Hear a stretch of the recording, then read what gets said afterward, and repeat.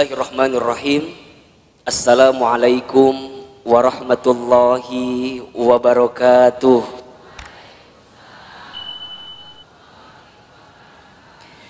Mudah-mudahan yang jawab salam semangat panjang umurnya. Mudah-mudahan sehat walafiat. Yang punya masalah selesai masalahnya. Yang punya hutang lunas hutangnya. Assalamualaikum warahmatullahi wabarakatuh.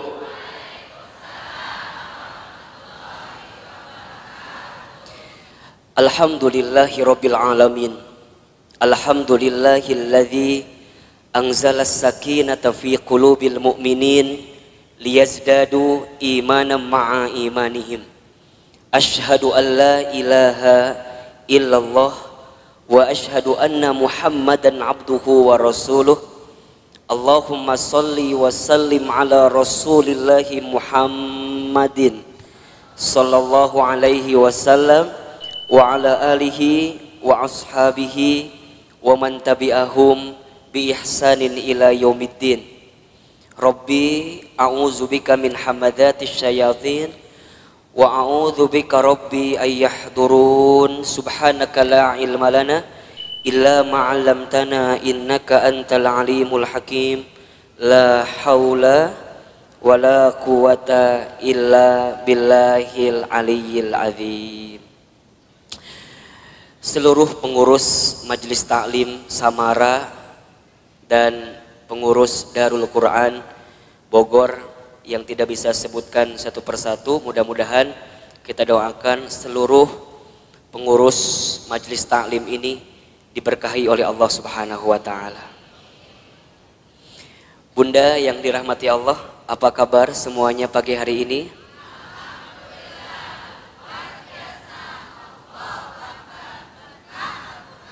Alhamdulillah. Alhamdulillahnya. Nu dihareup mah apal. Nu di tukang calei kieu we. Allahu Akbar. Bunda yang dirahmati Allah, alhamdulillah, segala puji bagi Allah, segala bentuk syukur kita haturkan kehadirat Allah yang pada kesempatan pagi hari ini dari sekian banyak yang sibuk dengan aktivitas dunia, Allah masih lembutkan hati kita, Allah masih ringankan langkah kita, Allah masih mudahkan urusan kita.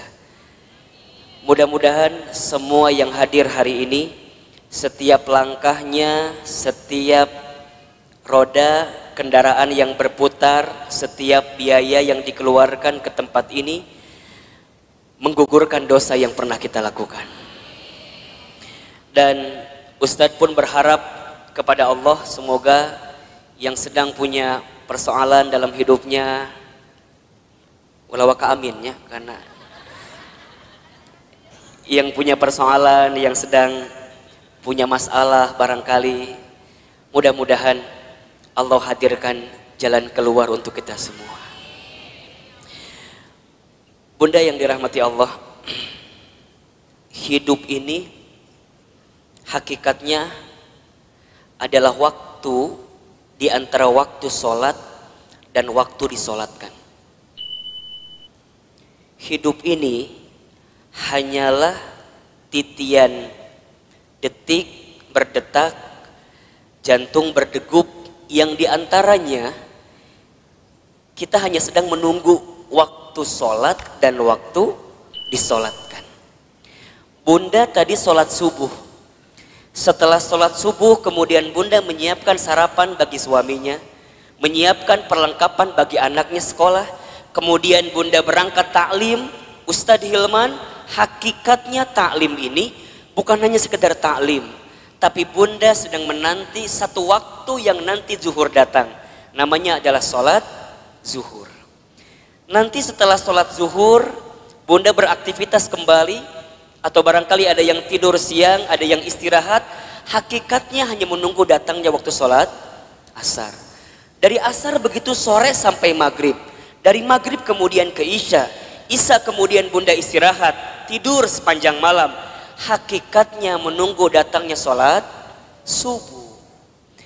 Dan kalau seandainya waktu sholat itu tidak berjumpa dengan kita, maka sudah saatnya kita berjumpa dengan waktu untuk disolatkan. Ya bunda, intinya bahwa yang namanya kehidupan ini ada sesuatu yang datangnya akan mendadak. Di antaranya apa? Kematian, kan? Maka satu kali ada nasihat yang disampaikan oleh malaikat Jibril kepada Nabi Shallallahu Alaihi Wasallam. Nasihat dari siapa? Malaikat Jibril untuk siapa? Rasulullah Shallallahu Alaihi Wasallam. Kalau nasihat ini datang dari malaikat Jibril untuk Nabi, berarti nasihat ini pun relevan atau bisa dijadikan nasihat untuk kita semua sebagai umat Nabi Muhammad Sallallahu Alaihi Wasallam. Ustadz Hilman, Ahilman, apa nasihat yang malaikat Jibril berikan kepada Rasulullah? Kata malaikat Jibril, ya Muhammad, wahai Muhammad, pertama, isma syi'ta fa innaka mayyitun. Hiduplah kamu sesuka kamu ingin hidup, silahkan. Tapi kamu harus ingat bahwa semua yang hidup akan berjumpa dengan yang namanya kematian. Itu nasihat pertama.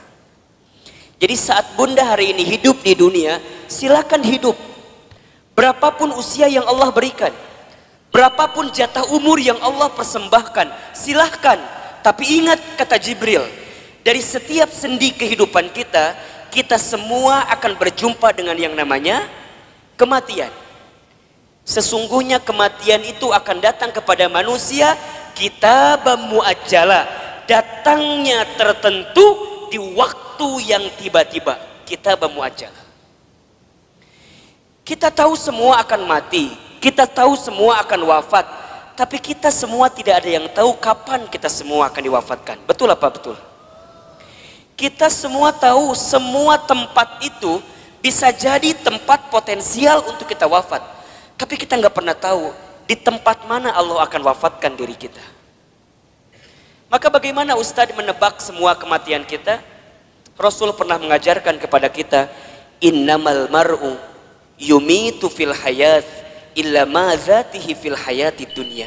Setiap manusia akan diwafatkan oleh Allah sesuai dengan kebiasaannya saat hidup di dunia. Ustadz baca berita kemarin, ternyata Mas Ashraf itu memang meninggal mendadak karena serangan jantung. Tapi di antara testimoni yang sangat luar biasa, ternyata beliau itu punya yayasan panti asuhan yang setiap bulan beliau support dananya. Jadi bukan hanya beliau sekedar seorang artis, seorang public figure yang mungkin kita tahu wafatnya, tapi di antara kenangan yang sangat luar biasa adalah kemarin ada testimoni dari pimpinan panti asuhannya, yang kemudian beliau sampaikan yang membuat dia kehilangan sosok Ashraf itu bukan hanya sosok sebagai public figure, tapi setiap bulan beliau mencintai anak yatim piatu di bawah panti asuhan. Diingat gitu. Nah sekarang bunda yang ada di sini Ustadz akan tanya, yakin nggak kita semua akan mati? Pasti akan mati? Betul? Sekarang kalau seandainya bunda wafat di waktu yang lebih dekat daripada kehidupan hari ini, persiapan apa yang sudah bunda lakukan? Hah? Belum ada. Belum ada Ustadz. Iya. Justru bunda datang taklim ini persiapan buat menjelang kematian. Betul apa enggak? Bunda datang ke majelis ilmu ini persiapan buat menjelang kematian. Dan kalau bicara sibuk mah tuh bunda, wajah di dia makan sibuk semua merenan. Sibuk. Naon bunda sibuk naon wae hidup teh. Sok ngumah wadah bener teh. Di rumah banyak gak yang harus kita ngumah wadah pagi hari ini? Tumbukan baju banyak, setrikaan banyak. Ari ibu teh naon sih gawena? Ngumah wadah, setrikaan, masak. Jadi banyak kesibukan kita. Tapi kenapa di antara bunda masih punya waktu, masih punya kesempatan, masih kemudian menyegerakan kebaikan ini, datang ke talim ini, Kemudian barangkali karena hari ini Masya Allah di atas juga penuh sampai keluar-luar, desek-desekan. Kenapa Ustadz mau seperti ini? Karena satu alasannya, kita nggak pernah tahu bekal apa yang akan kita bawa menuju Allah Subhanahu Wa Taala. Betul apa enggak? Maka bunda yang dirahmati Allah, ini nasihat juga. Kalau bunda sedang down dalam melakukan kebaikan, dan agar terus diistiqomahkan dalam kebaikan itu, ingat, bisa jadi kebaikan yang kita tunaikan adalah kebaikan terakhir dalam kehidupan kita. Itu aja yang bunda bayangkan. Jadi kalau bunda diajak ngaji, ada rasa-rasa malas, langsung bunda mikir, bisa jadi ini pengajian saya terakhir. Bunda nggak pernah pakai hijab, nggak pernah pakai jilbab, kemudian tiba-tiba ada yang ngajak bunda pakai jilbab. Bunda jangan mikir, engkewe nges usia 50 tahun. Emang nyampe 50 tahun? Kan kita nggak punya jawaban untuk itu. Jadi kalau ada orang yang ngajak kebaikan, langsung, karena bisa jadi bab kebaikan yang kita lakukan hari ini adalah yang terakhir. Makanya Nabi itu kalau sholat dengan para sahabat, saat beliau ngimamin, apa kalimatnya? Setelah kalimat istau istaqimu, luruskan safnya, rapihkan safnya, lihat kalimat selanjutnya. As-sholatul muwaddi, sholatlah seakan-akan kamu sholat yang terakhir. Itu aja. Makanya kalau bunda sekarang sedang kesel sama suami misalnya. Halo? Bunda kesel sama suami misalnya. Biar nggak kesel, bayangkan. Bisa jadi bunda teh sama suami waktunya nggak lama lagi. Bener tuh? Jadi kalem we. Isuk ke maut suami saya mah. Gitu. Bisa jadi, iya mah bisa jadi. Kan cek Ustadz bisa jadi. Jadi kalau bunda kesel, kehul pisan, ulah kumahanya, iya masa tahun kesel teh di dia we, disimpan. Ustadz, dah aku mah sama suami aku tinggal kehul. Dari kapan? Dari awal nikah juga udah kehul. Nah atuh nikah teuing Ustadz. Udah bunda, kalau yang sudah bertahun-tahun nih kesel luar biasa, catat baik-baik. Kita itu akan benar-benar merasa kehilangan orang yang kita cintai, bukan saat dia masih ada, justru saat dia sudah tidak ada. Catat status di Facebook. Kita akan merasa kehilangan seseorang dalam hidup kita bukan saat dia masih ada, tapi saat dia sudah tidak ada bersama dengan kita. Yang kedua, apa nasihatnya Ustadz? Kata Jibril, wa ahbib man syi'ta fa innaka mufarriquh. Ya Muhammad, wahai Muhammad, cintailah siapapun, apapun yang kamu cintai, tapi ingat, kamu akan berpisah dengan siapa atau apa yang kamu cintai itu. Bisa jadi kamu yang berpisah dengan dirinya, atau orang yang kamu cintai berpisah duluan dengan kamu yang mencintainya. Ada saatnya berjumpa dan pasti ada saatnya berpisah.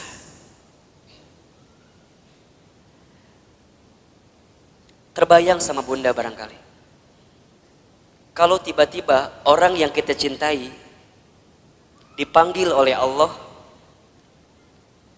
kekuatan apa yang bisa membendung kesedihan kita? Ustadz pernah ngalamin, ya.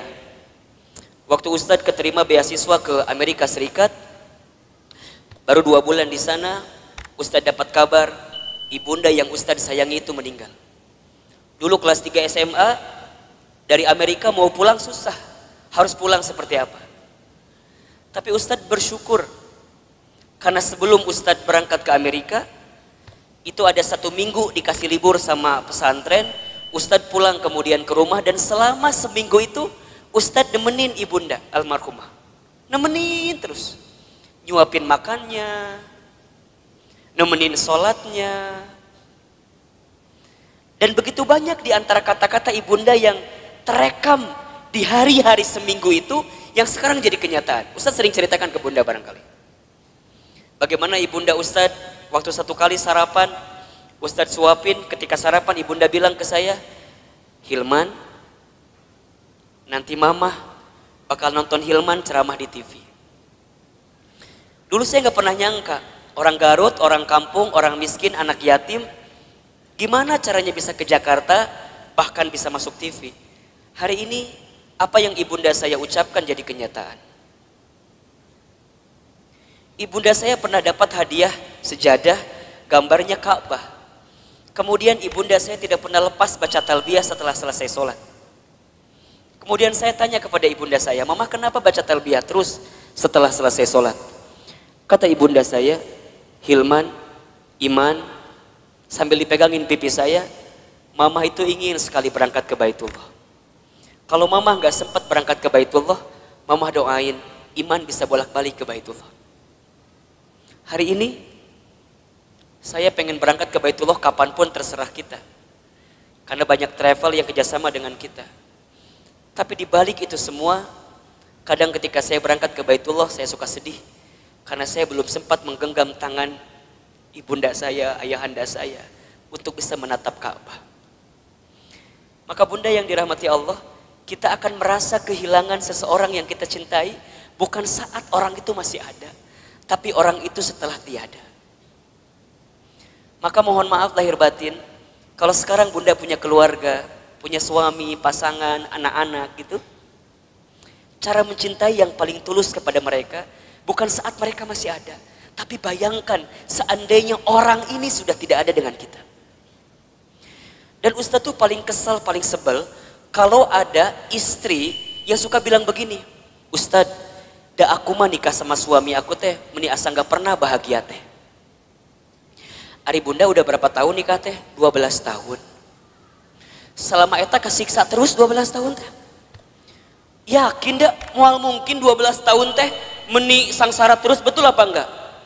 Ada enggak selama 12 tahun sisi bahagia yang suami berikan? Pasti ada, pasti. Gak mungkin gak ada. Ustadz nanya, bunda sekarang tinggal di mana? Di rumah. Sekarang Ustadz tanya, itu rumah dari siapa? Tuh kata apa Ustadz? Tiba-tiba ayawe di imah orang. Tapi kan gara-gara suami, betul apa enggak? Sedikitnya ada uang suami, gak banyak mungkin uang suami, tapi setidaknya suami yang kemudian dia bekerja, banting tulang, walaupun uangnya gak seberapa, dia ngasih rumah buat kita. Bunda bisa tinggal di rumah itu, betul apa enggak? Bunda masih ingat sempat jalan-jalan sama suami, sempat mungkin jalan-jalan ke taman safari, merenan pernah? Dulu waktu awal-awal, betul apa enggak? Yang taman safari tiketnya masih 50.000 kene. Ayeuna geus 250.000 tiketna. Meureun baheula ke taman safari, ayeuna mah ke taman coret-coret. Teu naon? Betul apa enggak? Jadi bunda, mohon maaf ya. Kalau ada di antara bunda yang saat ini sedang disakiti oleh suaminya, ada di antara bunda yang barangkali hari ini sedang dikhianati oleh suaminya, di antara bunda barangkali hari ini yang sedang ternoda hatinya karena suaminya, bayangkan sosok suami kita yang walaupun pernah menyakiti kita, dia pernah memberikan sesuatu yang terbaik dalam hidupnya buat kita. Jadi kalem. Dan kita akan ketemu tahapan berpisah dengan orang yang kita cintai. Maka cintai dia selagi ada. Anak bunda, cintai dia selagi ada. Suami bunda, cintai dia selagi ada. Ibu, bapak, ayah, bunda, orang tua bunda, cintai dia selama masih ada. Demi Allah, bunda akan merasakan sakit sesakit-sakitnya saat ingin berbuat baik kepada orang tua, sedangkan orang tua sudah tidak ada.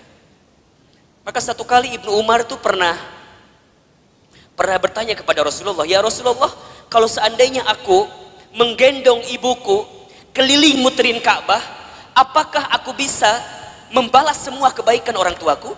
Apakah aku bisa membalas kebaikan ibuku? Jadi aku gendong ibuku keliling Ka'bah, apakah aku bisa membalas kebaikan ibuku? Apa jawaban Nabi ketika itu? Wahai Ibnu Umar,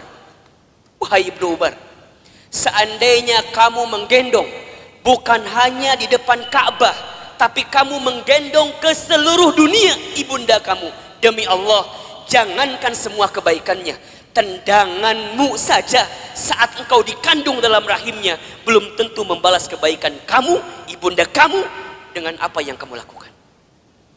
Jadi kalau sekarang bunda berikan apapun kepada orang tua, misalnya ngasih A, ngasih B, ngasih C, ngasih D, dan kita merasa cukup membalas semua kebaikan orang tua, demi Allah, tendangan kita pun saat kita dikandung oleh orang tua tidak akan bisa membalas semua kebaikan. Maka cintai dia selama masih ada, karena kita akan menyesal ketika orang tua kita sudah tidak ada. Yang ketiga, apa nasihatnya? Wa'mal ma syi'ta fa innaka mazyun bi. Ya Muhammad, berbuatlah kamu sesuka kamu ingin berbuat. Tapi ingat, kamu akan diminta pertanggungjawaban dengan apa yang kamu lakukan itu. Jadi bunda, silakan bunda berbuat apapun terserah bunda. Tapi ingat, kita akan diminta pertanggungjawaban. Jangan hanya berpikir nikmat di dunia, tapi berpikirlah balasan apa yang akan kita dapatkan ketika kita kembali kepada Allah. Mudah-mudahan wafatnya Ashraf kemarin yang cukup mengagetkan kita, membuat kita tertegun, terenyuh dan tersentuh bahwa mati akan datang tiba-tiba. Ajal tidak bisa menunggu taubat kita, dan taubat kita pun tidak bisa memastikan ajal kita. Kalau Allah sudah inginkan wafat dalam waktu yang dekat dalam hidup kita, kita bisa apa? Kita nggak bisa mengakhirkan, kita nggak bisa menunda, semua pasti akan bertemu dengan kehidupan kita. Mudah-mudahan orang tuanya yang sudah wafat, barangkali di sini ada yang sudah wafat orang tuanya, ditempatkan di tempat terbaik Allah Subhanahu wa taala. Dan mudah-mudahan kita semua pun diistiqomahkan sampai husnul khatimah. Baik, bunda yang dirahmati Allah, Ustadz hari ini akan lanjutkan kajian yang pekan lalu kita masih bahas. Judulnya adalah cara menghadapi kegelisahan. Kita review sedikit ya. Pertama, cara menghadapi kegelisahan itu adalah dengan cara husnuzon kepada Allah. Ustadz Hilman, apa itu husnuzon? Husnuzon itu artinya berpikir baik, berkata baik, berprasangka baik kepada Allah Subhanahu wa taala. Bagaimana caranya husnuzon, Ustadz? Bagaimana caranya husnuzon, Ustadz? Katakan, ini yang terbaik dalam hidup saya dan ini yang terbaik di mata Allah Subhanahu wa taala. Karena sesuatu yang baik menurut kita belum tentu baik menurut Allah, tapi yang terbaik menurut Allah pasti yang terbaik dalam kehidupan kita. Pertama, agar kita tidak gelisah atau bisa menghadapi kegelisahan, husnuzon dalam kehidupan. Yang kedua, caranya adalah berusahalah untuk menerima atau percaya dengan ketetapan Allah, dalam kurung takdir. Takdir itu artinya sesuatu yang Allah tetapkan. Kalau bunda diberikan masalah oleh Allah, berpikirlah bahwa memang kita yang pantas dan bisa menghadapi masalah tersebut.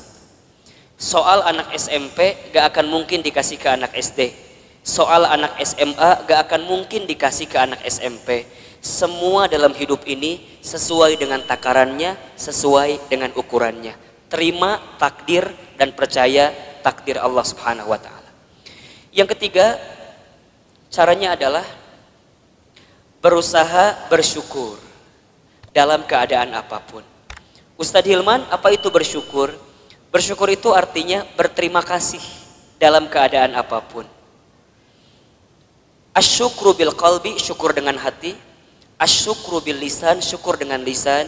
Asyukru bil amal, syukur dengan amal perbuatan. Banyak di antara kita yang gelisah itu bukan kurang dan sempit keadaannya, tapi karena rasa cukup dalam kehidupannya. Termasuk rasa untuk berterima kasih kepada kehidupan alam semesta yang Allah berikan kepada hidup kita ini. Bunda di rumah tangga, kenapa sering ada problem masalah? Satu jawabannya, karena bunda sedikit berterima kasih kepada pasangan hidup bunda. Betul apa enggak? Suami kenapa sering rungsing di rumah tangganya? Karena suami seringkali membandingkan istrinya dengan perempuan di luar sana. Padahal istrinya sudah memberikan banyak hal kepada suaminya, maka kurang berterima kasih. Sekarang Ustadz tanya yang ada di sini, bunda yang ada di sini, berapa sering bunda mengucapkan terima kasih kepada suaminya? Tiap hari? Cius? Beneran? Gampang saja evaluasinya. Kalau bunda kenapa di rumah tangga itu seakan-akan sempit terus, tidak menemukan jalan keluar terus, cek. Barangkali kita jarang mengucapkan terima kasih kepada pasangan hidup kita. Terima kasih, terima kasih. Seberapa banyak yang ingin kita terima tergantung seberapa banyak yang kita kasih. Kalau bunda ingin diberikan tambahan dalam penerimaan hidup kita, maka banyaklah memberi, banyaklah mengasihi kepada orang-orang yang dekat dalam kehidupan kita. Sama suami katakan, ayah terima kasih sudah mau jadi suami saya. Karena barangkali kalau aku tidak nikah sama ayah, mungkin sampai usia sekarang aku belum nikah. Dan yang tertipu matanya cuman ayah sama aku teh. Mungkin seperti itu, mohon maaf.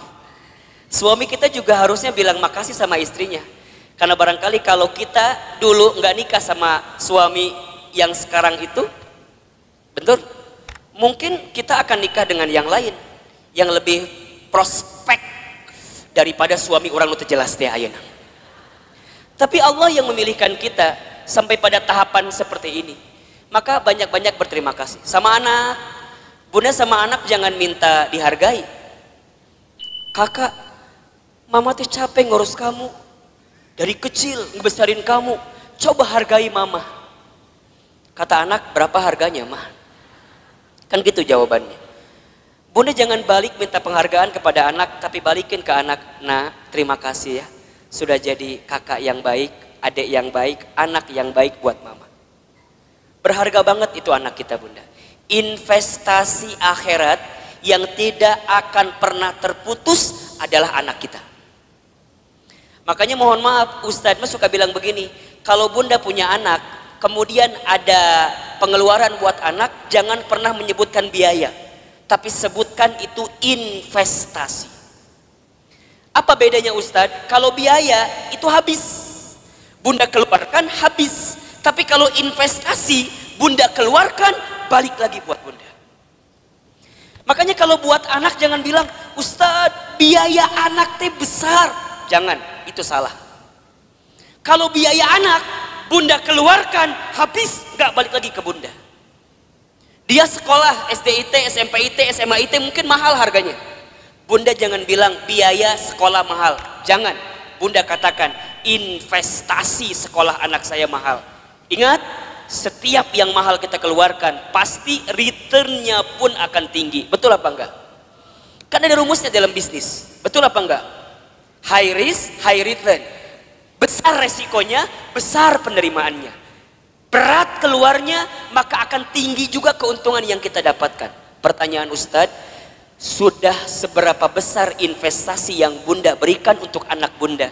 Sehingga saat bunda tiada, anak bunda jadi investasi terbaik yang akan memberikan kebaikan dalam kehidupan bunda. Kalau bunda masih hitung-hitungan dengan anak, mohon maaf. Kalau bunda masih hitung-hitungan dengan anak, mohon maaf.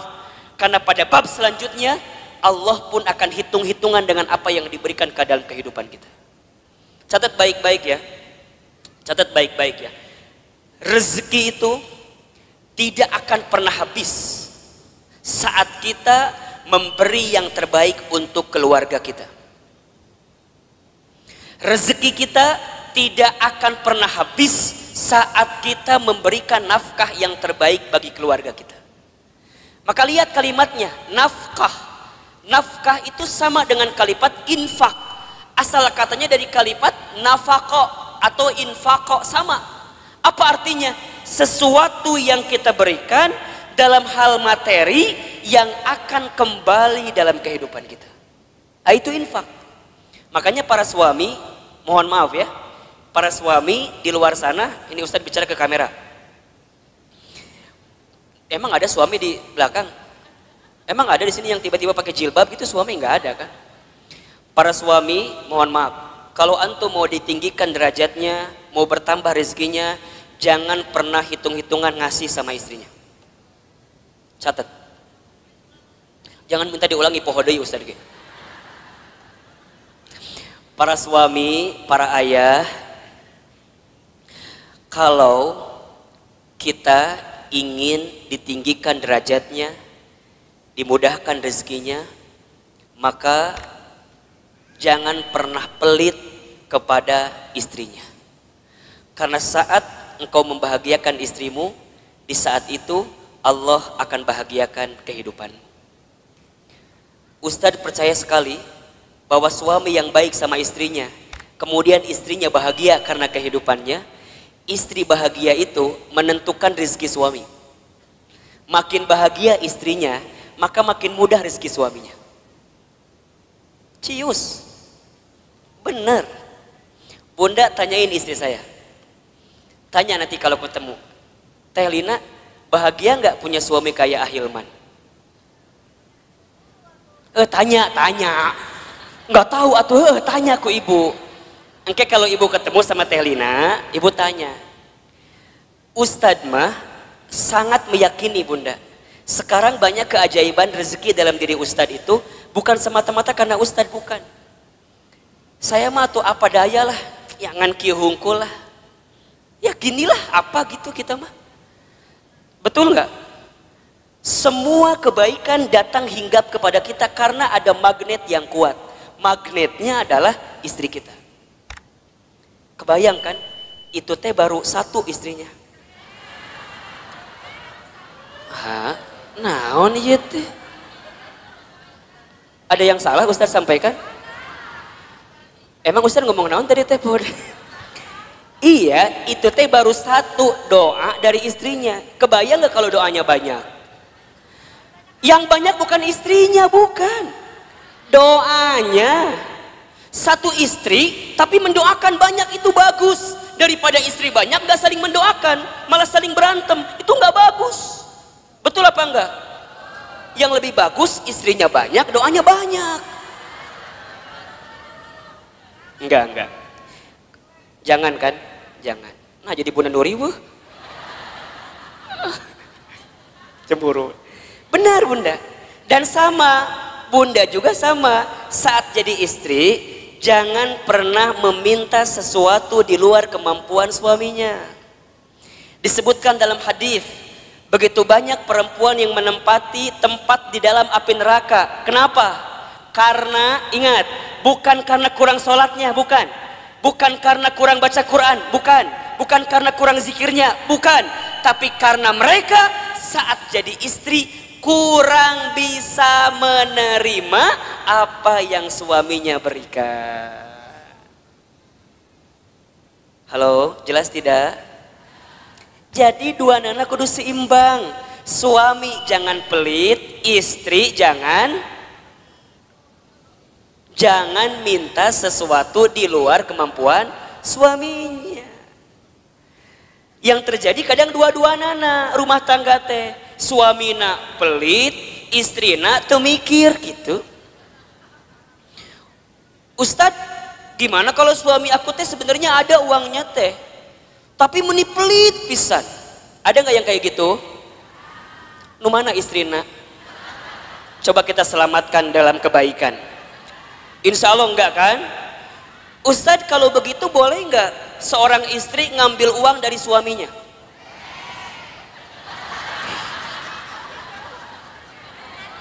Bahaya loh ini loh. Kela Ustadz nanya nih. Ustadz tanya, Ustadz jalan ke sini lah sedikit. Biar kelihatan mau difoto katanya. Ustadz mau tanya, suaminya punya uang tapi pelit, Bunda boleh ngambil apa enggak?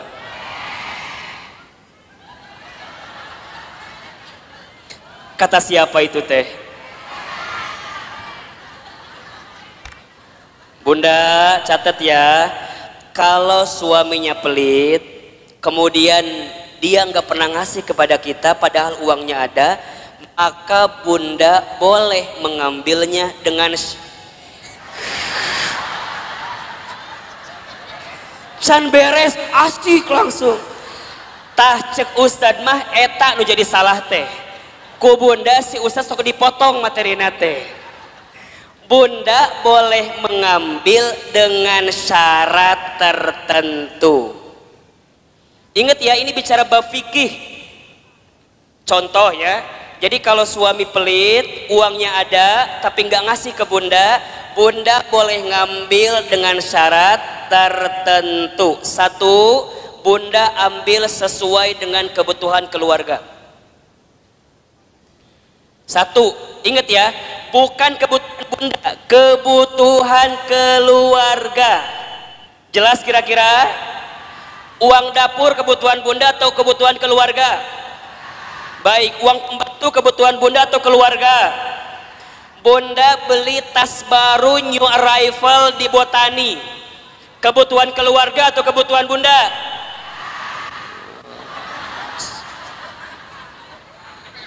Catat baik-baik. Jadi kalau bunda ngambil uang suami buat beli tas new arrival di Botani, itu bukan kebutuhan keluarga, itu kebutuhan bunda.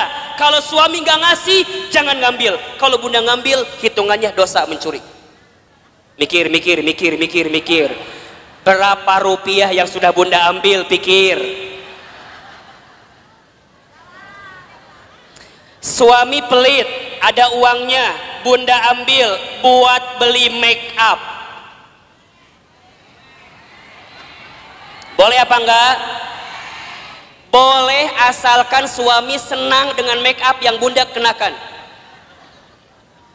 Lamun bunda beli make up, tok cek suami teh, reka mana gaya?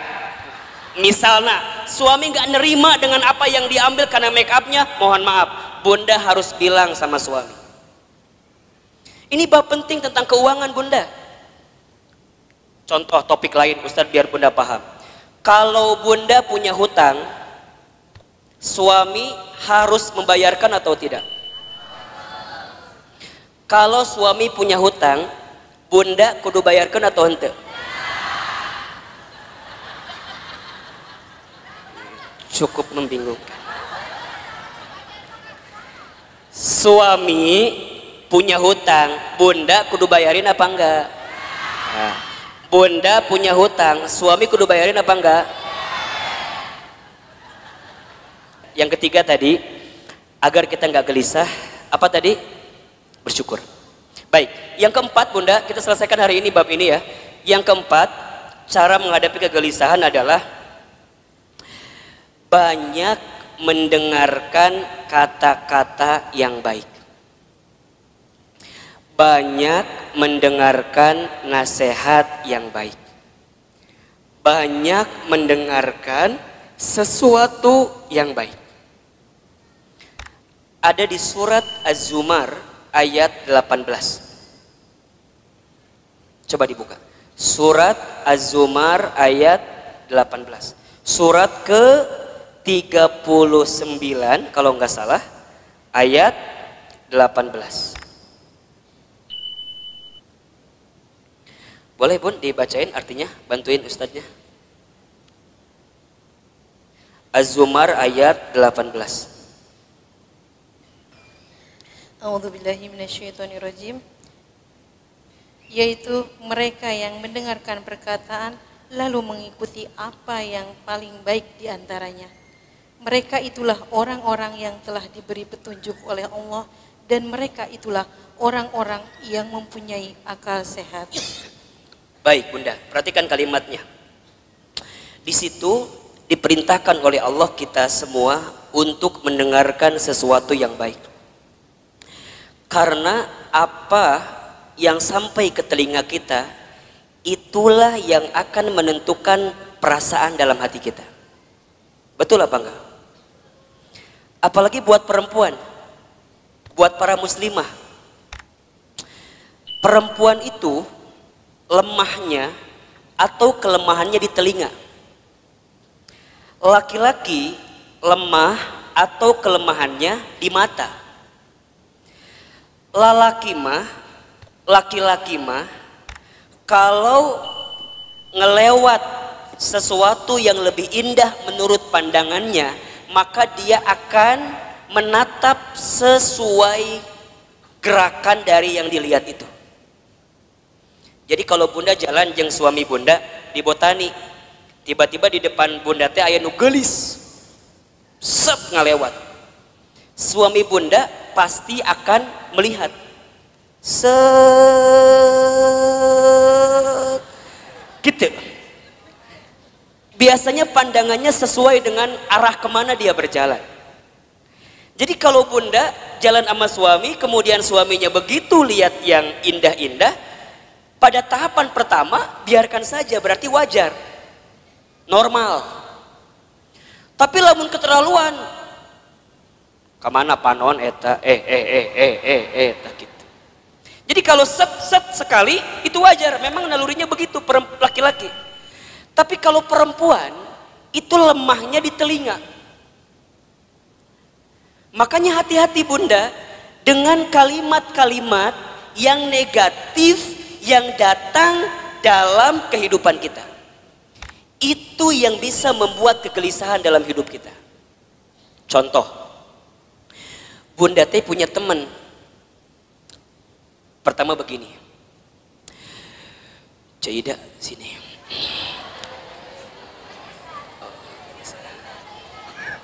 Misal namanya teh Cida, teman kita teh. Nungguin Cida pasti ya tadi teh.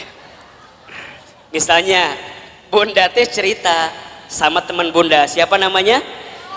Cida. Cida dulu. Sini. Bunda teh cerita apa? Gini ceritanya. Cida, naon cekokom gitu. Misal yang cerita teh cekokomnya, ibu mau cerita ke Cida gitu. Cida, iya naon cekokom. Cekokom tuh cerita, ibu namanya cekokom ya. Naon cekokom, cerita naon cek Cida teh. Cekokom teh kieu ceritana teh. Cek, saya teh lagi pusing ku naon. Anak saya teh udah kuliah, tapi kalau disuruh sholat melihara rese pisan. Ih, hese disuruh sholat teh. Padahal manehna teh apal eta teh kewajiban, tapi meuni hese. Berkali-kali kadang subuh mah ku saya teh sok disiram ku cai. Kadang sok dibuat ieu gempa susulan, da beh hudang teh gitu. Tapi meuni hese dihudangkeun teh. Kadang-kadang aku tuh suka merasa bersalah. Aku teh ngaji tapi anak aku mending susah diajak sholat teh. Cekokom cerita sama siapa? Cida. Karena Cida teh bagus, teman yang baik, maka lihat jawabannya. Cekokom, iya Cida gitu Cina. Kamu mah syukur udah punya anak selesai kuliah. Iya tapi kan sholat melihara rese. Doain aja. Doain kumaha sih? Doain. Dan kita nggak pernah tahu kan, barangkali dia teh berubah bukan sekarang, tapi bisa jadi nanti saat cekokom geus eueuh. Jadi mana yang nggak doakan orang maut ya teh? Lain, kieu cekokom maksud saya teh, eueuh teh kudu husnuzon, eueuh teh kudu berkata-kata baik. Dan aku juga dulu gitu. Aku waktu SMA, ibu aku teh nyuruh aku sholat, aku teh hararese. Tapi alhamdulillah pelan-pelan saat ibu aku sudah tiada, aku jadi taubat, aku jadi mikir sholatnya menjadi penting. Terus kudu nungguan orang mau heula gitu. Budak orang beh sholat lain. Maksudnya cekokom teh kudu sabar, kudu tenang doakeun, ulah putus asa. Da eta ge kalau kumaha ge budak cekokom. Eta budak cekokom lain. Heuh kan budak cekokom kan eta teh. Jadi cekokom kudu sabar nerimainnya. Semua ada waktunya, semua ada prosesnya. Cekokom ulah berhenti mendoakan, cekokom ulah berhenti ngajak. Sok suruh ngaji budak teh. Seidah mah disuruh sholat ge hese komo ngaji. Pelan-pelan kan ayeuna mah aya YouTube. Sok cekokom teh share ka budak cekokom kumaha eta pahala sholat dan segala macamna. Insya Allah doakeun yang terbaik buat anak kita. Coba saya mau tanya, kalau bunda dengerin kalimat kayak gitu, tenang apa enggak? Tenang. Nuhun Cida, memang you are my best friend ya. Kamu itu adalah teman yang baik buat saya. Sekarang bandingkan, kalau cekokom cerita ke Ceodah. Ceodah mah lamun ngomong teh teuing ngaliurkeun ka urang teh. Da kata-katanya teh kurang baik wae. Dia ceritalah sama Ceodah, aku teh mau curhat, kenapa? Anak aku teh udah kuliah tapi titah sholat meuni hese. Da Cek Odah teh lamun ngomong teh kitu wae pasti. Cek Kokom, apal teu? Eta teh pasti pangaruh ti suami Cek Kokom. Coba. Da moal mungkin budak teh teu salat lamun bapana salat. Da eta mah gara-gara suami Cek Kokom teh tara salat. Cek Kokom coba bayangkeun tah suami Cek Kokom. Ustadz mau tanya, tenang atau tambah gelisah? Yang tadi pertama nu kapikiran saha? Anaknya doang, ditambah cerita Cek Odah, tambah siapa? Betul apa enggak? Matakna bunda di telinga kita kudu difilter. Mana yang kira-kira nggak bikin kita tenang, mana yang kira-kira bikin kita gelisah, tinggalin, pelan-pelan mundur teratur. Kan sok ayahnya, bunda teh punya teman, kan sok ayah ya punya teman yang kalau ketemu dia ngomongnya baik, ada nggak kira-kira? Ada, tapi ada teman yang kalau ketemu dia teh, orang terbuka masalah oke, gara-gara saya loba masalah jadi kebawa masalah. Betul apa enggak? Matakna hati-hati dengan teman-teman yang berkata kurang baik dalam kehidupan kita. Ingat nih, perempuan itu telinganya sangat lemah. Kalau ada kata-kata yang buruk hinggap ke telinganya, bisa masuk ke dalam pikirannya, terasa di hatinya, itu yang membuat gelisah dalam kehidupan. Sekarang Ustadz tanya, kalau bunda sering banyak gelisah, apakah masih ada teman-teman di sekitaran bunda yang kalau bicara seringkali memberikan pengaruh yang buruk dalam kehidupan bunda? Ayah, nu gitu, tinggalkan liar. Tapi Ustaz jadi benci, bukan jadi benci. Memang ini tahapan selanjutnya untuk menghilangkan kegelisahan. Bunda harus ketemu dengan orang yang kalau bicara positif. Bunda harus ketemu dengan orang yang bicaranya baik. Bunda harus ketemu dengan orang yang kalau dia bicara muatin kita. Kan Ustaz berapa kali bilang, teman baik itu bukan teman yang seringkali mengiyakan ucapan kita. Tapi teman yang baik adalah teman yang bisa mengatakan tidak. Teman yang bisa mengatakan jangan. Teman yang bisa mengatakan gak boleh bunda, itu gak baik. Selama gak baik dia katakan dengan sesuatu yang tidak baik. Itu teman yang baik. Ulah kieu ieu mah, tahu bunda teh salah. Kemudian nanya sama teman bunda. Teman bunda teh karena ngerasa teman kita, kemudian mengiyakan kelakuan kita walaupun kita salah. Cik Ida, saya mau cerita dong. Cik Ida deui. Cik Ida mau bager. Naon ceritanya teh Cek Kokom? Masih Cek Kokom, dah loba masalah mah Cek Kokom. Dah loba masalah mah Cek Kokom wae eta. Cek si Cek Kokom teh, Cik Ida. Kan kamu tahu ya, aku teh lagi ada masalah sama suami aku. Terus kemarin malam teh tiba-tiba ada yang nge-DM ke Facebook aku. Saha eta si Aceng teh ya? Nu mana si Aceng teh? Emang Cik Ida teh apa? Eta si Aceng teman SMP aku yang dulu pernah suka sama aku waktu SMP.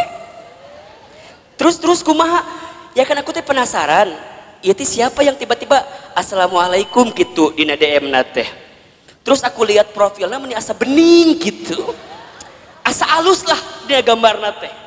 Aku teh balas weh, daripada bingung kan ini teh saha, barangkali temen aku. Aku balas weh, waalaikumsalam. Terus dia bilang gini, kamu masih kenal sama aku apa enggak? Kemudian Cek Kokom balas, siapa ya kamu ini? Langsung dia juga balas, aku Aceng. Yang dulu sering nganterin kamu waktu sekolah. Kan langsung terbayangnya SMA 5 Bogor, kebayangkan? Kan bunda teh baheula sekolah di SMA 5 Bogor. Jadi jeung si Aceng teh sok dahar di kantin, meuli bala-bala 5 ngaku hiji teh ya baheula. Masih inget kene kan kisah eta teh. Darmaji dahar 5 ngaku hiji teh ya, jeung si Aceng teh. Tiba-tiba si Aceng datang di saat waktu yang tepat, betul gak sih? Di saat kita teh lagi bener-bener punya masalah sama suami, datang si Aceng. Ngobrol kasih Cik Ida. Cek Cik Ida teh, Cek Kokom, ingat kamu teh masih punya suami, hargai suami kamu. Oh gitu Cik Ida. Kalau kamu jadi suami kamu, coba kalau suami kamu kayak gitu sama perempuan lain gimana, kamu sakit hati apa enggak? Iya sih. Terus kumaha? Ulah tinggalkan. Kalau bisa mah langsung blok daripada panjang. Ya tapi kan dia datang di saat yang tepat, lagi ada masalah. Aku tuh sama si Ramli, iya nu ayeuna aya teh. Misal suamina Ramli nu ayeuna aya teh. Tapi itu nggak bagus. Nah, teman yang baik mah, teman yang kayak Cida tadi, yang katakan nggak boleh itu nggak bagus. Ulah cerita ke si Codah. Lamun cerita ke Codah mah lain kalimat nate. Ustadz Hilman, kumaha kalimat nate lain Codah mah tuh dah diceritakan gitu teh. Codah, apal tuh? Naon? Semalam ayah laki-laki yang nge-DM saya. Saha? Aceng. Aceng yang mana? Mantan aku waktu SMP. Ih, ini the best opportunity. Kesempatan terbaik itu buat kamu. Kenapa emangnya? Kan kamu lagi ada masalah sama si Ramli suami kamu. Udah we atuh sama si Aceng gak masalah dah itu mah. Hati-hati. Jeung si Codah kadang-kadang sok nanya deui gitu. Kamu lihat di mana sih si Aceng? Aku lihat di profilnya kumaha halus tuh. Aku lihat dia pakai mobil, gonta-ganti mobil nanti. Maknya. Kon wah langsung mobil gonta-ganti. Wah! Maknya. Kadang Avanza mobil nanti. Kadang R3. Hati-hati. Bisa jadi supir Grab eta teh. Da tergoda teh ya eta ku si mobil. Bunda dengerin kata-kata Codah yang kurang baik, ujungnya apa? Udah cekokom eta kesempatan, peluang, nggak akan datang 2 kali loh kayak si Aceng kayak gitu. Nges, weda kamu mah lagi ada masalah sama suami kamu, bisa jadi ini jalan keluar dan doa-doa yang Allah ijabah buat kamu. Sok hati-hati, hati-hati. Jadi ayo juga Codah ayah. Ayah di dia nusuk juga Codah ngomong ayah.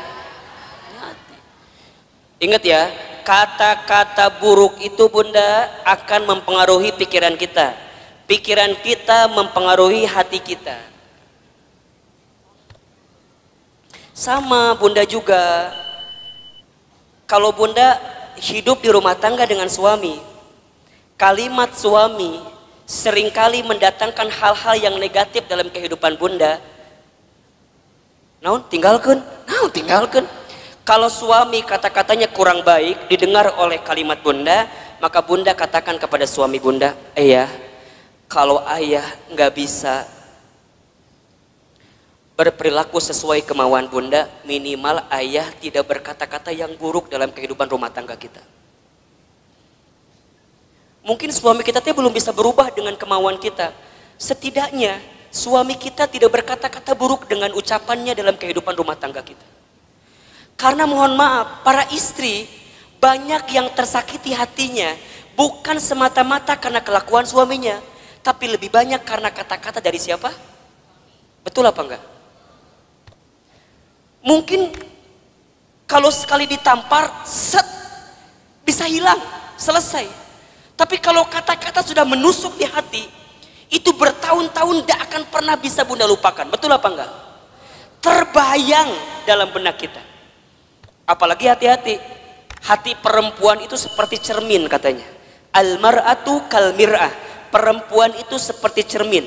Kalau sudah tersakiti hatinya, sama seperti cermin pecah.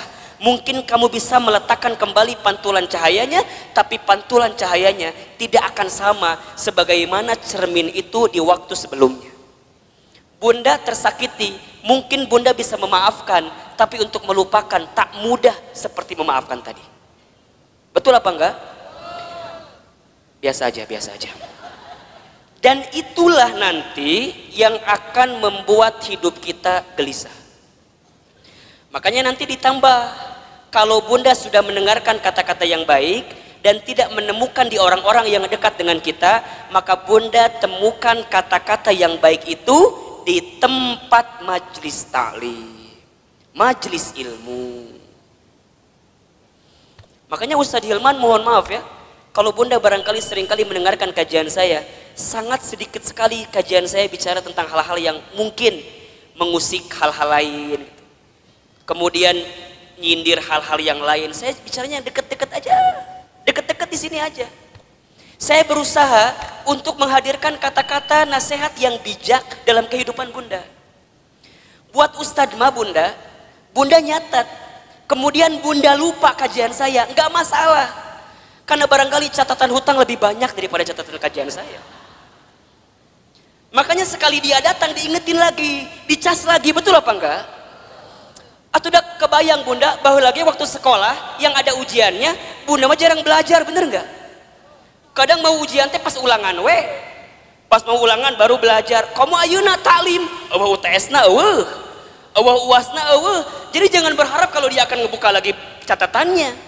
Karena yang Bunda butuhkan kadang-kadang ketika mendengarkan kalimat-kalimat yang baik, itu tenang ketika menghadapi masalah Bunda. Betul apa enggak? Bunda nggak bisa doa sendirian.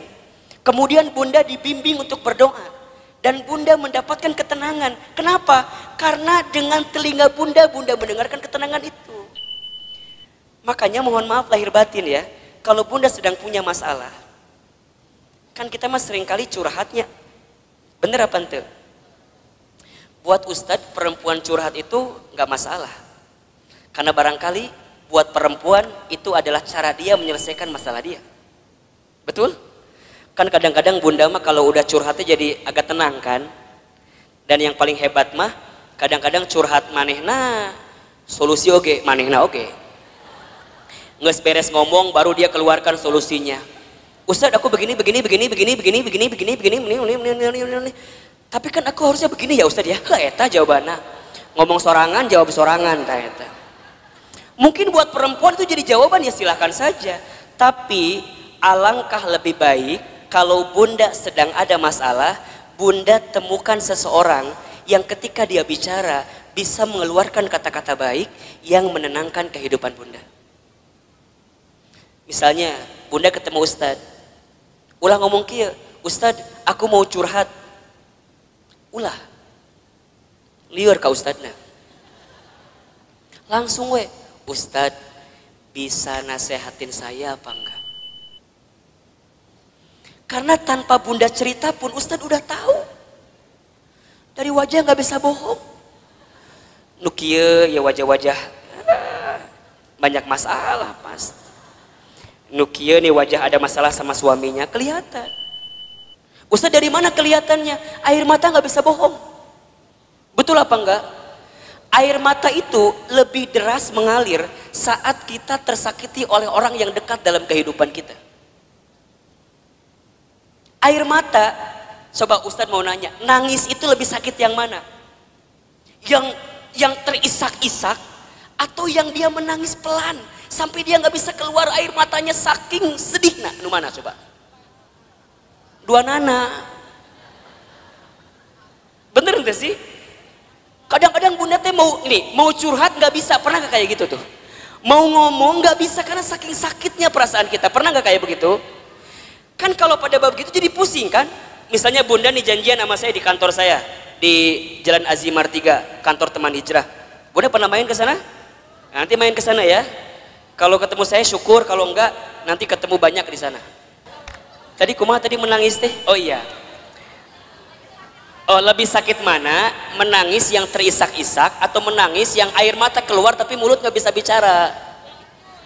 Nah, Ustadz bilang dua-dua juga sakit, tapi lebih sakit yang air mata keluar tapi mulut nggak bisa bicara kan? Bunda kunaon? Kunaon? Kan liur kan? Ustadz tinggal ke naon? Ditanya. Oh ternyata Ustadz baru tahu Bunda. Kalau ada masalah jangan ditanya katanya. Betul apa enggak?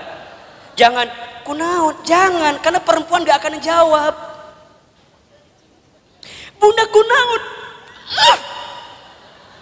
Gitu bukan Ustadz, gitu kumaha, gitu pokoknya mah. Ustadz ngerti kan? Kumaha coba? Orang bisa ngerti kumaha. Oh ternyata Bunda dengan ilmu jadi kebalik. Artinya kalau ada perempuan yang cerita, ibu yang cerita, dia sebenarnya tidak butuh dalam artian solusi dengan masalahnya. Berarti kalau dia sedang nangis, kita dengarkan aja tangisannya. Sok nangis yang banyak. Ayo yang banyak. Keluarkan tangisan itu. Ternyata Ustadz tahu, menurut ilmu psikologi, neuro, otak berpikir perempuan itu luar biasa bunda. Setiap perempuan menangis ketika dia ada masalah, maka air mata yang menetes itu menunjukkan masalah yang keluar pelan-pelan. Jadi makin banyak tangisannya, makin banyak keluar masalahnya. Jadi kalau ada yang nangis, kubu nanti langsung tanean ku emer. Tah ka dia sok cerik sing loba. Keun bae dangke ge beres sorangan. Dia kalau udah beres nangis baru tenang, betul apa enggak? Dan dia akan tambah tenang ketika dia mendapatkan kata-kata yang baik di telinganya. Jadi kalau dia ada masalah jangan ditambahin dengan kata-kata yang buruk. Misalnya dia nangis nih, gitu wae ceurik, gitu wae ceurik. Itu masalah satu belum selesai, tambah masalah yang kedua. Catat para suami di luar sana tuh. Makanya kalau istri sedang menangis itu bunda, dia nggak butuh nasihat yang dalam tanda kutip dimarahin. Dia butuh pundak untuk bersandar. Matakna Ustadz mah kalau ada yang hadir di majelis taklim, ibu-ibu diukna nyender, biasa nama di imah loba masalah. Dan di rumahnya nggak punya sandaran. Matakna lamun ngaji pasti we tembok mana tembok. Dah hayang nyender teh karena tembok eta. Ayo bunda harus temukan seseorang yang saat dia bicara menenangkan kehidupan kita. Teman kita cari nih, kalau sekiranya teman kita ngasih pengaruh yang buruk, tinggalkan, pelan-pelan mundur teratur. Dia yang bikin kita gelisah. Dia yang bikin kita gelisah. Cek ngaji yuk, nantilah, cek ngaji sekarang lah, angkeke aya keneh ngaji sekarang. Wah, itu kan bagus. Ikutin teman kayak gitu, jaga baik-baik. Cek ingetnya, Rabu pekan ketiga jadwalkan. Eta teh jadwal Ustadz Hilman. Emang kumaha gitu ngeunaheun ceramahna teh. Misal ieu mah misal. Henteu ge teu nanaon kalem we da moal ngamak Ustadz mah. Oh gitu bunda, pokoknya kubuna kudu ditanggalkeun ulah ka mana-mana kudu masuk eta mah. Tok ikutin. Ulah kieu ieu mah. Bunda ngajak temen ieu ngaji ka dieu. Cek bunda teh. Cek. Itu Ustadz Hilman teh eta Ustadz teh udah mulai ceramah pelan-pelan yang lain ketawa senyum desi eta mah kadang-kadang kitu wae pengaruhna teh naon sih jambar hasi beresna ieu ngaji pun di sini ada yang begitu apa enggak? Kalau ada orang diajak ngaji ku bunda teh, kemudian dia pengaruhnya negatif terus, ngomongnya negatif terus, pelan-pelan tinggalin, nggak bener. Ini yang bikin gelisah bunda. Bunda harus temukan orang yang ketika diajak ngaji ku bunda teh, kemudian dia dengerin. Cek, kumaha, enakeun teu. Kamu kenapa baru ngajak aku sekarang? Nah, dia semangat, walaupun barangkali mohon maaf. Walaupun mungkin Ustadz Hilman teh menurut dia di hati nama asa teu nyambung gitu. Walaupun tapi karena kata-katanya enak, nek positif buat kita dia semangat. Jadi kata-kata itu makanya yang keempat nanti cara menghadapi kegelisahan adalah berkata-kata yang baik. Ini berapa ya? Beriringan, mendengar yang baik, berkata-kata yang baik. Salamatul insan fi hifdil lisan. Selamatnya diri manusia tergantung lisannya. Satu peluru hanya bisa nembak satu kepala, tapi satu kata yang terucap bisa nembak ratusan kepala. Betul apa enggak? Satu peluru mungkin bisa nembak satu hati, satu jiwa, satu badan, tapi satu kata-kata kita yang ketika kata-kata itu buruk maka bisa menembus ratusan ribuan jutaan hati yang mendengarkannya. Maka lihat kalimat dalam Al-Quran surat Al-Ahzab ayat 70 sampai 71. Jadi setelah perintah mendengarkan yang baik, maka perintah selanjutnya adalah berkata-kata yang baik. Apa ayatnya? Coba Bunda baca. Al-Ahzab ayat 70 sampai 71. Nah, betul. Ya, baca Bunda, artinya boleh. Wahai orang-orang yang beriman, bertakwalah kamu kepada Allah dan ucapkanlah perkataan yang benar. Niscaya Allah akan memperbaiki amalan-amalanmu dan mengampuni dosa-dosamu. Dan barang siapa menaati Allah dan Rasulnya, maka sesungguhnya dia menang dengan kemenangan yang agung. Allahu Akbar. Lihat kalimatnya. Ya ayyuhalladzina amanu taqullaha wa qulu qawlan syadida yuslih lakum a'malakum wa yaghfir lakum dunubakum. Kan begitu. Wahai orang-orang yang beriman, bertakwalah kamu kepada Allah dan wa qulu qawlan syadida, berkata-katalah yang baik. Bunda yang dirahmati Allah, satu kali Rasul itu kehilangan istrinya bernama Khadijah. Saat beliau kehilangan Khadijah, selama 3 hari beliau nggak mau keluar rumah. Gak mau keluar rumah. Sampai ada sahabat yang lain yang sempat masuk ke dalam rumahnya. Maka sahabat lain kemudian itu bertanya, ya Rasulullah, kenapa engkau sepeninggal Khadijah tidak mau keluar rumah? Bahkan sudah 3 hari tidak keluar rumah. Kata Rasulullah apa coba? Aku masih terpukul karena kehilangan sosok seperti Khadijah. Kemudian sahabat bertanya, ya Rasulullah, faktor apa, sebab apa yang membuat engkau terpukul sampai engkau tidak mau keluar rumah saat engkau kehilangan Khadijah? Maka Rasul kemudian menjawab, wahai sahabatku, aku sudah menikah bersama dengan Khadijah selama berapa tahun? Tahu nggak? 25 tahun atau mungkin Rasul kehilangan Khadijah di usia 53 tahun. Beliau menikah usia 25, kemudian kehilangan usia 53, berarti berapa tahun itu? 28 tahun, berarti berumah tangga selama 28 tahun. Apa jawaban Nabi ketika itu? Apa yang membuat engkau begitu dalam ketika kehilangan Khadijah? Karena saat aku bersama dengan Khadijah selama 28 tahun, aku tidak pernah mendengarkan kata-kata yang keluar dari mulut Khadijah kecuali semua kata-katanya memberikan ketenangan dalam hidupku.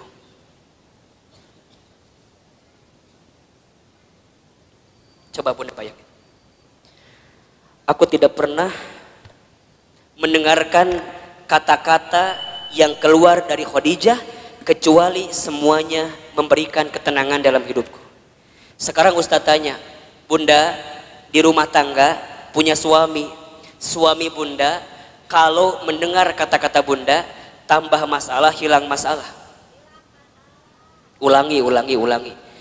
Suami teh di kantor lagi ada masalah, balik ke imah ketemu Bunda, saat Bunda ngomong hilang masalahnya atau tambah masalahnya? Tambah atau hilang? Bener. Sok Ustaz tanya, suami pulang ada masalah, ku Bunda dikumahakeun. Dikumahakeun ku Bunda. Kita mah kadang-kadang kalau suami pulang teh langsung ditanya ku kita teh kan? Assalamualaikum, ayah pulang. Kumsalam, kapelong beungeutna abstrak aya masalah. Bapak kunaon? Ayah kunaon? Narotas, ayah kunaon? Kamar mandi tungguan, ayah kunaon? Keur makan di tungguan, ayah teh kunaon? Bunda nanya berkali-kali di rumah tangga, suami gak akan pernah menjawab. Kenapa? Karena saat laki-laki sedang punya masalah, dia butuh waktu untuk diam ketika sedang ada masalah. Khadijah bagaimana Ustadz? Allahu Akbar. Ketika Nabi sedang ketakutan, itu datang Nabi ketakutan, buka pintunya, lihat Khadijah, Masya Allah. Baru ngelihat wajah Khadijah, setengah kegelisahannya langsung hilang saat melihat wajah Khadijah. Suami orang mah ningali wajah orang teh.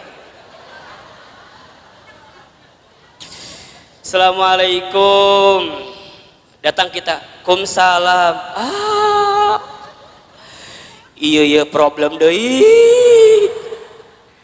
Komo lamun bunda nyambutnya dengan nyambut yang tidak baik teh ya. Assalamualaikum, ayah pulang. Waalaikumsalam, bapak pas SPP budak candi bayar. Bukan hilang masalah, malah tambah. Waalaikumsalam, ayah pulang. Ayah, lihat, mama lagi pakai jilbab baru, bagus nggak? Biasa aja. Lihat dong, bagus nggak? Bagus, tapi candi bayar. Masalah nambah atau kurang? Khadijah mah enggak bunda. Nabi ketakutan, apa yang Khadijah lakukan? Khadijah cuma senyum. Yang Khadijah lakukan langsung memeluk Rasulullah. Set, dipeluk. Dibisikin di telinganya, ya Rasulullah, jangan takut, ada aku di sisimu. Kalau di luar sana ada orang yang membencimu, maka aku yang paling pertama mencintaimu. Kalau di luar sana ada yang menyakitimu, maka aku yang pertama kali membelamu. Tuh lihat, Masya Allah bunda, dipeluk, dibisikin. Semua ketakutan Nabi hilang saat dipeluk dan dibisikin sama siapa? Khadijah. Matakna bunda belajar dong sama Khadijah. Iya mah harapan hayang suami siga Rasulullah. Orangna cek siga Khadijah. Cik atuh mikir mah nya gitu. Jadi kumaha Ustad? Nanti kalau suami pulang ada masalah langsung loba nanya. Langsung we. Assalamualaikum, ayah pulang, kelihatan ada masalah, langsung. Ayah. Tatap tuh ibu teh langsung set, langsung. Peluk. Cek suami teh, naon ih. Ibu, kalau suami berontak lebih kuat ibu kencengannya. Ulah dia. Benar. Sampai dia tidak berontak lagi. Set. Gitu. Ini ilmu bunda. Ilmu. Serius. Jadi kumaha? Set. Langsung dibisikan. Kunaon pak? Bapak ayah naon? Kan dia berontak. Terus ke ibu dikieukeun. Itu bunda, habis dipeluk, dibisikin, lihat Khadijah, diapain selanjutnya? Diselimutin kan? Kemudian diselimutin, kemudian baru dia wudhu, selesai, hilang masalahnya. Berkata-kata yang baik, mendengarkan yang baik-baik, gelisah hilang dalam kehidupan kita. Jadi kalau sekarang bunda masih gelisah, bisa jadi penyebabnya yang seringkali bunda dengarkan adalah kata-kata negatif, dan yang seringkali bunda ucapkan kata-kata yang negatif, itu yang bikin gelisah. Mulai hari ini gak boleh lagi mendengarkan kata-kata yang buruk. Kalau sekiranya negatif, sekiranya buruk, lebih baik menghindar. Itu yang menjadi penyebab kegelisahan dalam kehidupan kita. Bunda, kalau ketemu masalah sama suami, temukan jalan keluarnya. Dengarkan nasihat yang baik-baik, jangan yang ngerunyemin. Bunda, kalau sedang gelisah, jangan berkata-kata yang buruk. Saat kita berkata-kata buruk, saat kita mendengarkan yang gelisah, maka di saat yang sama kita sedang menambah kegelisahan dalam kehidupan kita. Maka nanti yang terakhir bunda, cara menghadapi kegelisahan adalah sibuklah dengan beramal soleh. Sibuklah dengan beramal soleh. Catat ya, amal itu ada 3. 1, ada amal soleh. 2, ada amal ibadah.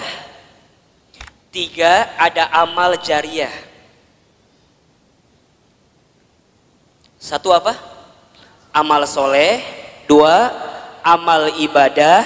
3, amal jariah. Ahilman, Ustadz Hilman, apa perbedaannya?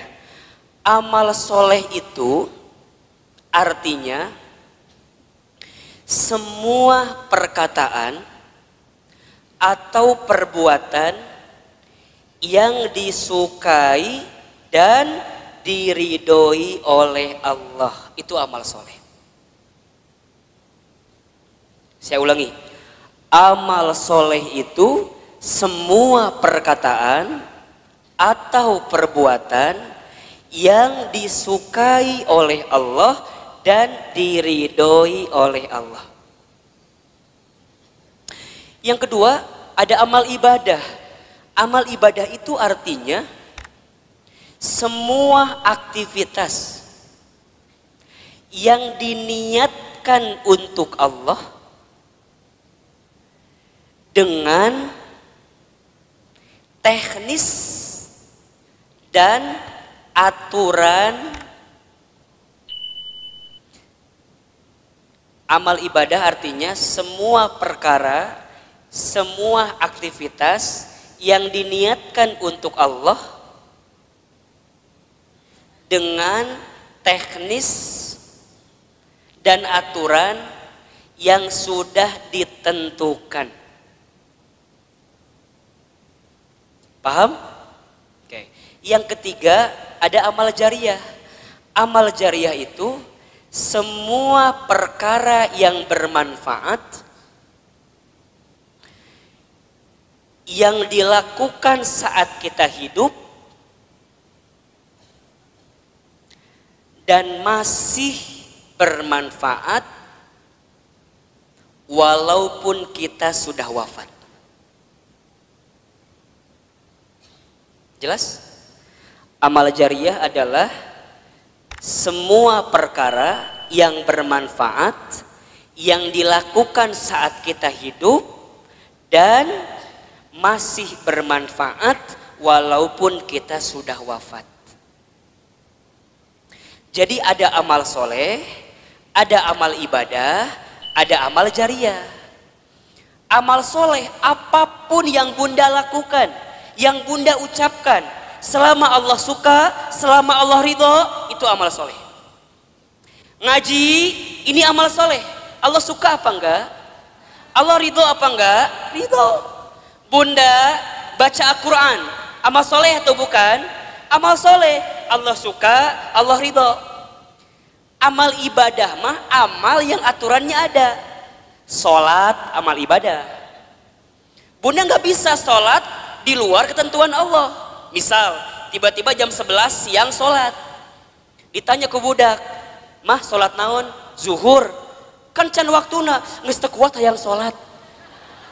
Teu bisa. Dah sholat, mah amal ibadah, kudu aya aturanana. Betul apa enggak?